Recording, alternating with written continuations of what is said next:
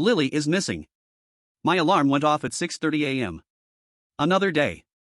I got up, made breakfast, and went to Lily's room to wake her up for school. I knocked, no answer. Sigh, I loved my daughter, but she could sleep through a hurricane while it ripped off the roof. She'd gotten it from her mother.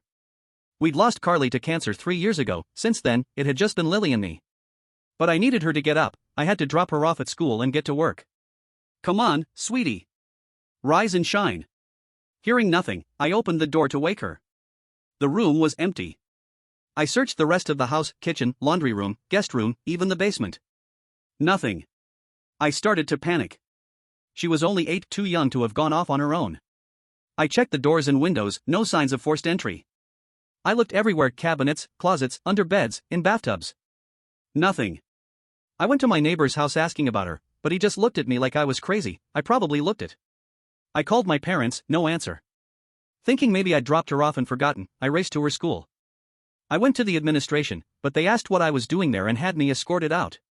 Then I thought maybe I accidentally took her to work. I sped to my office, figuring they'd remember her from Take Your Daughter to Work Day last year. I looked for Nancy and Beth. They'd both met her, but neither was at their desk. I ran to see if she was in my office, no luck.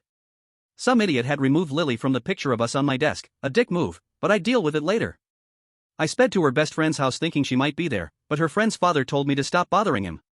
Finally, not knowing what else to do, I went to the police. I spoke to the detective on duty, explaining that my child was missing. When I said she'd gone missing this morning, he looked at me with confusion and pity and got up to leave. How dare he? I came here for help. I refused to leave, demanding someone look for my daughter. Suddenly a group of cops grabbed me, threw me outside, and wouldn't let me back in. I saw a church across the street. Lost, I went inside.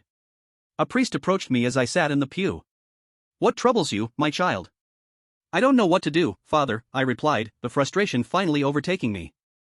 I can't find Lily. Lily? He asked curiously. My daughter. Reeling, I looked around. And then I realized my neighbor, my co-workers at the office, the picture on my desk, the officers at the police station, the people on the street, the worshippers at this church. All men. My child, the priest asked, looking at me in confusion, what is a daughter?